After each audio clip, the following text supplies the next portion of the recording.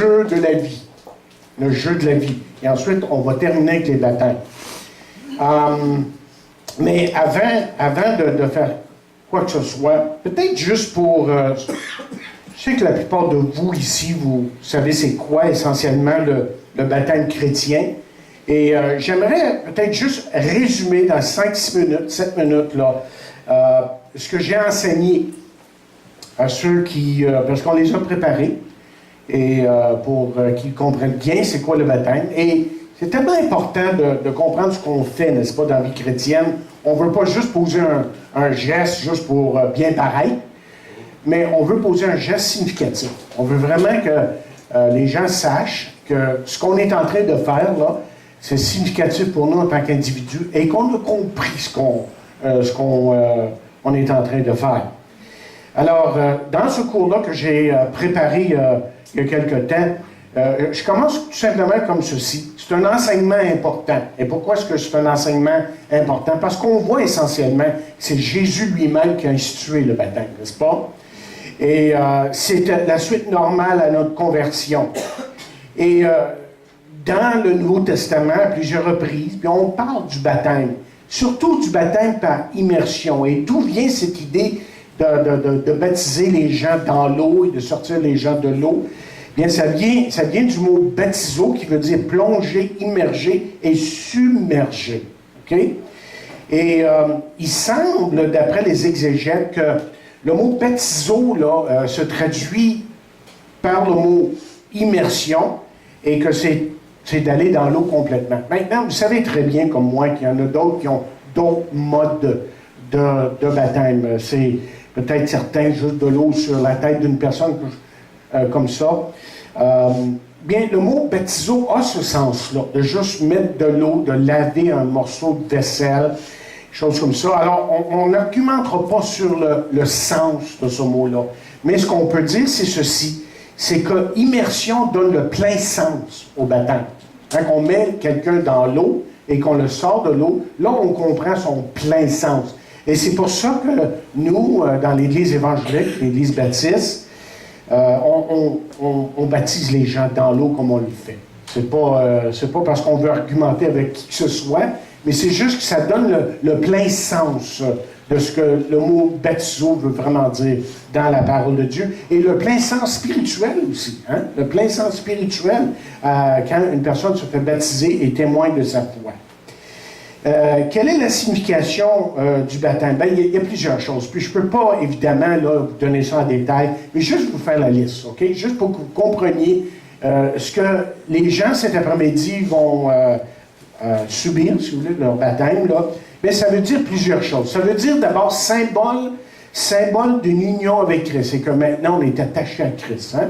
Un peu comme dans le mariage, j'ai déjà expliqué ça, bon, quand on s'est marié en 1974, moi et mon épouse, bien, devant Dieu, devant les hommes, on est devenus unis. Pas juste une question physique, là, mais c'est une question devant Dieu, devant les hommes, on est unis.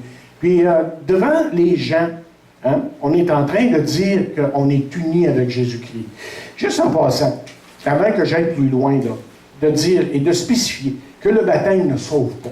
Okay? C'est tout simplement un témoignage visible, extérieur, qui parle de quelque chose qui est déjà arrivé dans notre vie. Et entre autres, notre union avec Christ. Et c'est aussi symbole d'une mort et d'un ensevelissement. Hein? Mort à quoi? À notre ancienne vie. Ressuscité quoi? À une nouvelle vie que Christ nous a donnée. Et il y a tellement de versets dans la Bible. Par exemple, Colossiens 2,12 nous dit « Ayant été ensevelis avec lui par le baptême, vous êtes aussi ressuscités avec lui, en lui, par la foi en la puissance de Dieu qui l'a ressuscité des morts. » Un autre symbole, c'est le symbole de notre résurrection avec Christ. Chose qu'on vient de dire, là, mais on veut mettre ici un peu l'emphase, parce que c'est vraiment de témoigner qu'on a une nouvelle vie. Que maintenant, on ne vit plus pour me, myself and I. OK, mais je vis pour Christ. Hein? Et ça devrait être évidemment mon objectif en tant que chrétien chaque jour. C'est pour ça que la Bible nous dit quelque chose comme suit. Si quelqu'un est en Christ, il est une nouvelle créature. Les choses anciennes sont passées et voici toutes choses sont devenues nouvelles. Ensuite, on a vu que ça nous parle d'un bain de purification. l'idée de purifier, hein? Il y a eu une purification, hein? On a été pardonné, mais pardonné une fois pour toutes. On est justifié aux yeux de Dieu. C'est-à-dire que notre standing, si je peux utiliser le mot québécois qu'on utilise ou anglophone qu'on utilise de temps en temps, devant Dieu, est que quand Dieu me regarde, il me regarde à travers Jésus. Et je sais que j'ai son pardon. Je suis parfait à ses yeux à cause de, pas moi, pas parfait, moi, à cause de Jésus, ce qu'il a fait sur la croix. C'est un symbole de revêtement, c'est-à-dire que maintenant, j'ai revêtu tout ce que Jésus représente. Hein? Je veux vivre pour lui. Et la Bible dit, vous avez été baptisé en Christ, vous avez revêtu Christ. Évidemment, c'est des images. La Bible est pleine d'images pour nous dire là, que quand tu reçois Christ, bien, tu reçois quelque chose de lui. Tu reçois sa puissance, son Saint-Esprit, tu reçois son amour, tu reçois sa bonté et toutes les caractéristiques qui étaient là en Jésus peuvent être les tiens maintenant. Tu peux les vivre devant les hommes. Okay? C'est le symbole du sceau du Saint-Esprit. C'est-à-dire qu'on est en train de témoigner que le Saint-Esprit est en nous et que le Saint-Esprit, évidemment, nous garantit qu'on sera avec Jésus un jour, une fois pour toutes. C'est un symbole du passage à un nouveau monde, à une nouvelle humanité. Hein? C'est-à-dire qu'on n'est plus de ce monde. On vit pour lui maintenant. On fait partie de cette communauté de rachetés, d'hommes et de femmes qui aiment Jésus et qui veulent vraiment marcher dans ses voies. C'est ce qu'on peut dire, institution et application du baptême, si on l'a regardé de près, là, puis on a vu comment que les disciples, comme j'ai dit au début, comment que les disciples eux-mêmes ont appliqué à la lettre le baptême. Quand, vous vous rappelez, le premier jour, combien de gens ont été sauvés le premier jour? 5 000. Le deuxième? C'est-tu, en tout cas, je me rappelle plus des jeux, 3 000, 5 000, en tout cas, plusieurs milliers m'ont dit l'affaire, toute une église, ça, pour débuter. Okay. Les premiers jours, quand tu as à peu près 8 000 personnes là, dans les premiers jours, tu as un job à faire pour organiser ça. Je ne sais pas comment ils ont fait. Le Seigneur les a dirigés. Le Saint-Esprit de Dieu leur a donné beaucoup de sagesse et d'intelligence et ils ont pu, justement, appliquer à la lettre. Et on le voit là, dans les premiers chapitres des Actes. Hein? Premier chapitre des Actes, on est en train de baptiser les gens, et c'est tout un témoignage, parce que dans ce temps-là, quand tu te faisais baptiser, ça voulait dire que tu embarquais dans quelque chose de nouveau. Et ce nouveau-là, dans ce temps-là, c'était Jésus. Imaginez le contexte juif, là. Tout ce qui se passait dans la tête des Juifs, qui voyaient des milliers de gens qui se tournaient vers Jésus, qui se faisaient baptiser. Puis apparemment que dans ce temps-là, il y avait comme des petites piscines partout, là, où les gens se baignaient, se lavaient. C'était partout dans la ville. Alors, j'imagine qu'il y avait plusieurs disciples qui étaient éparpillés, les baptisés un après l'autre, témoignaient. Ça devait être toute une affaire de voir ça. Et donc, les disciples, comme j'ai dit, puis il y a plusieurs exemples dans la parole de Dieu qu'on ne peut pas aborder. Mais la question, c'est qui peut être baptisé? Bien, écoutez bien le passage ici, qui dit, l'eunuque dit à Philippe, je te prie, de qui le prophète parle-t-il? Est-ce de lui-même ou de quelqu'un d'autre? L'eunuque ici, c'est une personne qui était avec Philippe, qui est en train de lire une inscription dans Ésaïe, il ne comprenait absolument rien, mais il voulait comprendre. Et Philippe lui a expliqué les Écritures, et cet homme-là est venu à Jésus, parce qu'il dit après, comme il continuait avant ça, il dit, alors Philippe, ouvrant la bouche et commençant par ce passage, lui annonça la bonne nouvelle de Jésus. Combien de temps qu'il lui a parlé, on ne sait pas, mais il lui a parlé de Jésus, puis tout ce que ça pouvait signifier de venir à Jésus, de reconnaître ce qu'il a fait sur la croix. Et cet homme-là s'est converti. Et là, il y a quelque chose d'important qui se passe. Et comme ils continuaient leur chemin, ils rencontrèrent de l'eau. Qu'est-ce qui empêche que je ne sois baptisé? Et regardez, écoutez bien la réponse de Philippe. Il dit, si tu crois de tout ton cœur, hein, et cela est possible. L'eunuque répondit, je crois que Jésus-Christ est le Fils de Dieu. Il fait arrêter le char. Philippe et l'eunuque descendirent tous deux dans l'eau et Philippe baptisa l'eunuque. Et il faut se rappeler que le mot croire, ce n'est pas juste là, c'est croire dans son cœur. C'est faire confiance surtout. J'aime beaucoup le mot maintenant que j'utilise de plus en plus, de faire confiance à Jésus. Jésus nous donne des promesses. Jésus nous dit qu'il a fait quelque chose pour nous. Je mets ma confiance en lui. C'est ça, recevoir Jésus-Christ essentiellement. Alors, on a terminé, puis je pense que c'est la dernière partie de ça, là. C'est ça. Quelle est la valeur du baptême? ça nous parle de quoi, là, à part du symbole spirituel, là, ça parle de quoi, le baptême? Bien, d'abord, c'est un engagement. Et quand je me fais baptiser, je dis quoi aux gens qui sont devant moi? Jésus, maintenant, est le... Moi, le mettre comme ceci, le directeur de ma vie, le dirigeant, le président de ma vie. Okay? Donc, c'est un engagement. Et je suis prêt, comme il est écrit ici, je renonce à Satan et je me donne sans réserve à Jésus.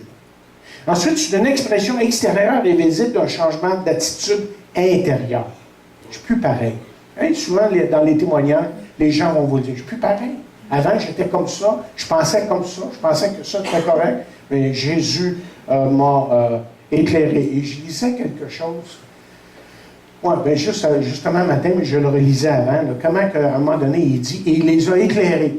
Hein, il les a éclairés. Et c'est vraiment le Saint-Esprit de Dieu là, qui agit en nous et qui nous éclaire quant aux choses de Dieu. On ne peut pas comprendre les choses de Dieu, comme Paul dit dans 1 Corinthiens, 2e chapitre, sans l'Esprit de Dieu.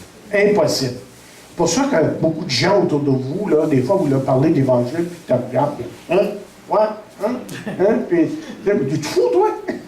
C'est à peu près la réaction des fois, hein, des gens.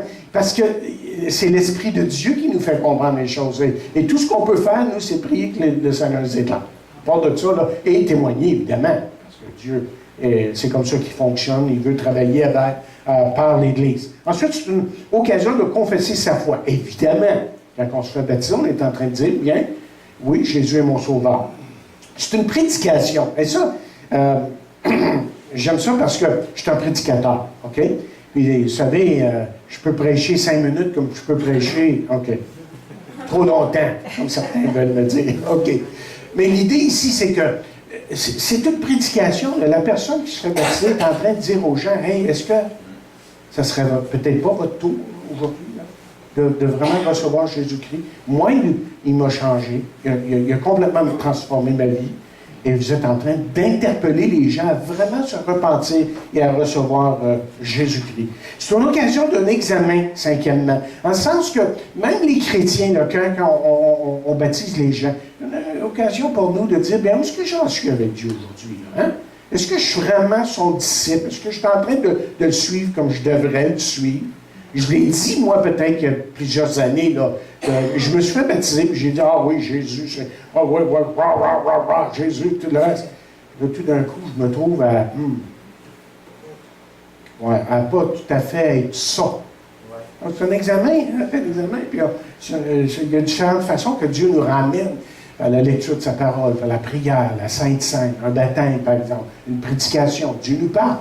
OK, c'est une aide pour la sanctification. Alors, il y a des gens qui vont témoigner que quand ils se font baptiser, c'est vraiment un moment, ça a été pour eux, et seul l'est pour certains, vraiment un moment, là, ils ont pris conscience de quelque chose. Là, ils se sont dit, oui, OK, j'ai accepté Jésus, et maintenant, je réalise qu'il faut que je vive pour lui. Hein? Il y en a que c'est une expérience vraiment... Pour d'autres, bien, ils se font baptiser, puis il n'y a pas rien d'extraordinaire qui arrive nécessairement. Mais pour certains, ça fait un impact. Alors, chacun est différent. Quand on vit dans le Seigneur, on peut vivre des différentes expériences. Pas personne qui vit la même chose. L'important, c'est qu'on glorifie le Seigneur à travers tout ça. Okay?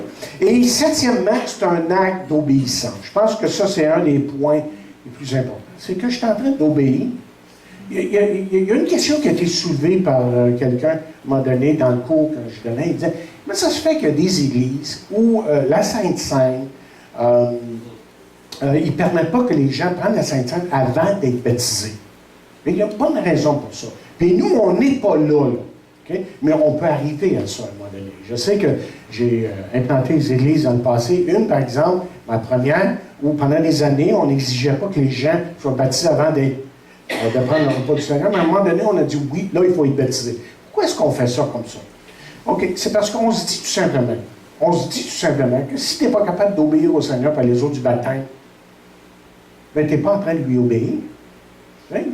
Si là, tu n'es pas capable de lui obéir, bien, le repas du Seigneur, c'est un examen, hein, n'est-ce pas, pour le chrétien, pour voir s'il il est correct avec le Seigneur, s'il est correct avec ses frères aussi, s'il y a une rancune et tout ça, il faudrait qu'il aille demander pardon, puis de se réconcilier, mais c'est de se réconcilier avec Dieu.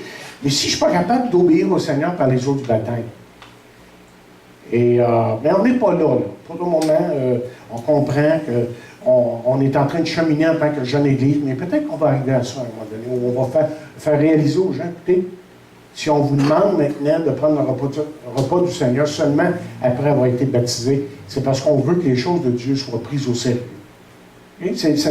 Alors, c'est un acte d'obéissance, et c'est très important. Un monsieur, et je termine avec ça, qui dit, M. Meyer, il dit, plus j'avance dans la vie, plus je suis frappé de la beauté, de la clarté, de la signification du baptême des croyants. Et je suis convaincu que s'il était réellement compris par les chrétiens, ils n'hésiteraient pas à obéir à ce commandement du Seigneur et se soumettraient avec empressement au simple rite exprimant leur désir de le suivre d'aussi près que possible. Et il termine avec un verset qui dit ceci, dans Luc 6, verset 46. « Pourquoi m'appelez-vous Seigneur, Seigneur, et ne faites-vous pas ce que je dis? » Je pense que vous comprenez ce que je suis en train de dire. Hein? Le Seigneur nous a donné des choses simples, juste pour... Et c'est toujours pour notre bien qu'il a parlé. Que Dieu bénisse sa parole. Je vais juste donner un survol là, sur le baptême. Ce n'était pas le message pour aujourd'hui. Là, ça viendra un peu plus tard. Et le message cet après-midi ne sera pas long, je vous garantis. Parce que ce n'est pas là l'emphase, mais ça va être évidemment un autre témoignage qui reste et aussi le baptême. OK, j'aimerais avancer dans les annonces, si vous voulez bien, et avant